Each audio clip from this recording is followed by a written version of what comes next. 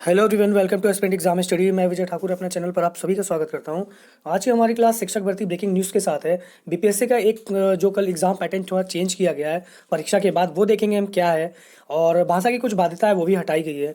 Primary के लिए है कि नहीं है वो भी मैं बताऊंगा, वीडियो में बने रहिएगा। और यूपी में शिक्षक भर्ती प्रमोशन इसको लेके बड़ा धमाका हो रहा है और हर दिन कुछ कुछ खबरें आ रही हैं, तो उन सब चीज़ बातों पे चर्चा करेंगे। 6 से 8 में शिक्षक प्रमोशन को रोकने के लिए बीएड कोर्ट जाने की भी बात कर रहा है और डीएलएड वालों को हटाने की भी मांग कर रहा है। तो ये क्या है क्या नहीं, पूरी न्यूज़ देखेंगे। तो चैनल पर अगर न्यू तो प्लीज़ सब्सक्राइब कर दीजिएगा, लास्ट तक देखिएगा। चलिए स्टार्ट करते हैं आज की क्लास।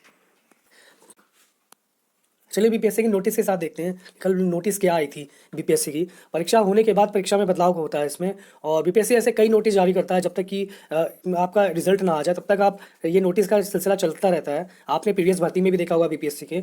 तो उसी में एक और नोटिस आई है बीपीएससी की तरफ से, जिसमें 9 अंक की जो बाध्यता है वो हटा दी गई है और 30 मार्क्स में से आपको 9 अंक लाने थे, जिसमें भाषा का पेपर था ये। आप चलिए देख लेते हैं क्या है पूरी न्यूज़।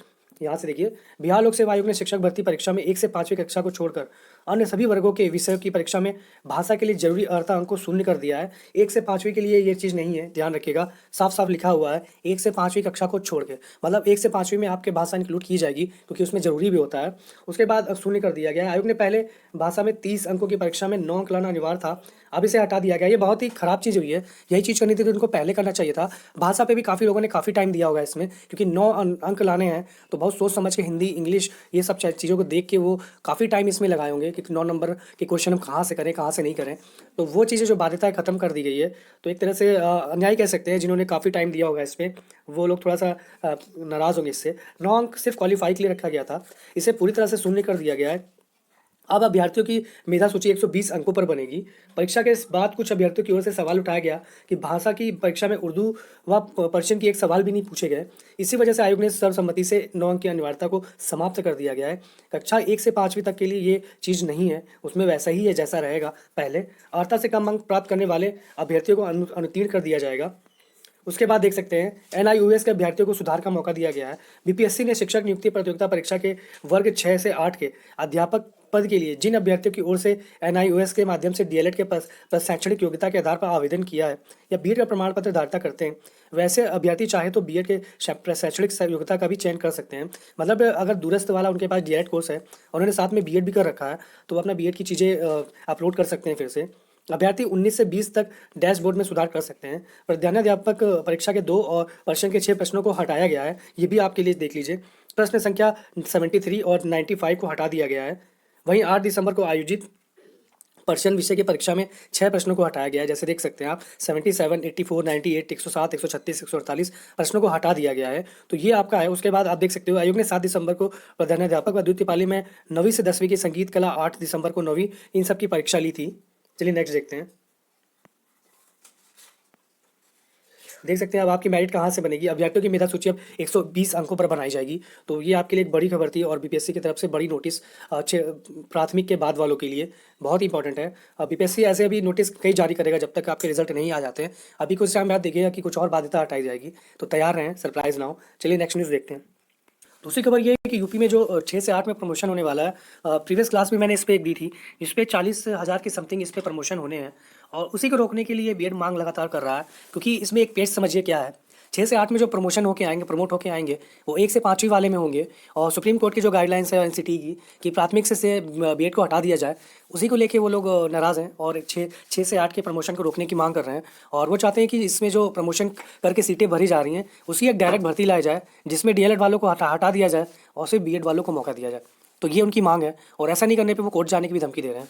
तो देखने वाली बात होगी कि सरकार इस पर क्या करती है क्या नहीं। फिलहाल 6 से 8 के प्रमोशन बहुत जल्दी होने वाले हैं और उसमें जूनियर टेट जिनका भी पास है वो उसमें बैठ सकते हैं और उन्हीं को ही प्रमोशन दिया जाएगा जूनियर के लिए। बाकी जो प्राथमिक के प्रमोशन होंगे वो अलग बात है कि अपने जिले या दूसरे जिले के अकॉर्डिंग उसमें होगा। फिलहाल इनकी मांग है भी, ये बीएड वालों की मांग है, क्योंकि बीएड वाले हर जगह से हटा दिए गए हैं प्राथमिक में। अगर सीटें भर जाएंगी तो वो जो रिक्तियाँ हैं वो भी हट जाएंगी। वैसे भी यूपी में शिक्षक भर्ती मुश्किल से क्या नामुमकिन है आना, क्योंकि उसमें पैसे देने पड़ते हैं और सरकार सैलरी नहीं देना चाहती है। सीधी सी बात है जो वही बता रहा हूँ, क्योंकि एक बड़ा खर्चा चला जाता है सरकार का शिक्षा के उसमें और वापस कुछ नहीं मिलता है। इसलिए सरकार वहाँ इन्वेस्ट कर रही है जहाँ पैसे वापस सूद समेत आए, और शिक्षा में उनके सूद समेत देना पड़ता है। वहाँ से कोई बैकअप नहीं है यार पैसे वापस आने का। तो ये शिक्षक भर्ती मुश्किल ही है, नामुमकिन समझिए आना।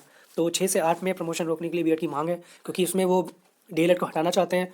1 से 5 वाले ही प्रमोट होके जाते हैं, जो रहता है कि 50% आपकी सीट रिक्तियाँ आएंगी, भर्ती निकलेगी और 50% को इंटरनल से भर लिया जाएगा। लेकिन वो 100% इंटरनल से भर रहे हैं ताकि नई शिक्षक भर्ती ना आए। और बीएड वालों की मांग है, अगर ऐसा होगा तो हम जाएंगे कोर्ट, और कोर्ट में हमारा हक है 6 से ऊपर वालों के लिए, तो हम उसके लिए ज़रूर पीछे जाएंगे। तो देखने वाली बात होगी कि क्या होता है क्या नहीं। जैसे भी होगा मैं अपडेट आपको देता रहूँगा। चैनल पे नहीं तो प्लीज़ सब्सक्राइब कर लीजिएगा।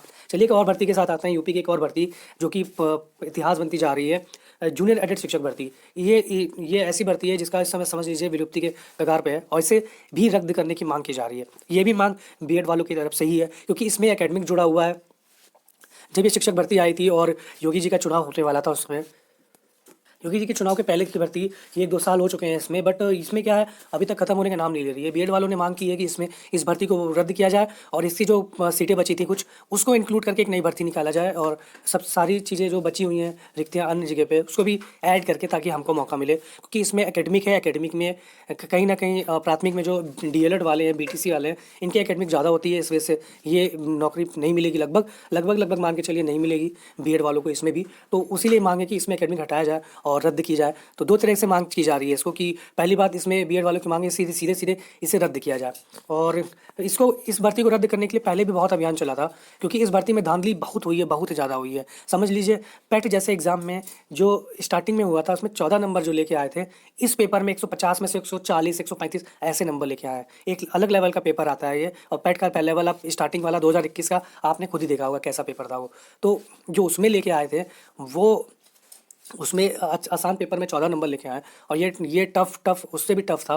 तो इसमें वो लोग 150 में से 138, 140 नंबर लेके आए, 144 तक गए लोग। तो ये वही लोग थे जो धांधली करने वाले थे। और ये जो नेता बैठे थे शिक्षक भर्ती निकलवाने के लिए, जो मंत्री लोगों से जाके मिलते रहते हैं कि शिक्षक भर्ती कब आएगी, उन्हीं में से एक लोगों का ग्रुप था ये। और कम से कम उसमें 40-45 लोग एक साथ सेलेक्ट हुए थे। तो भर्ती मांग करने की जा रही थी इसको कि रद्द की जाए।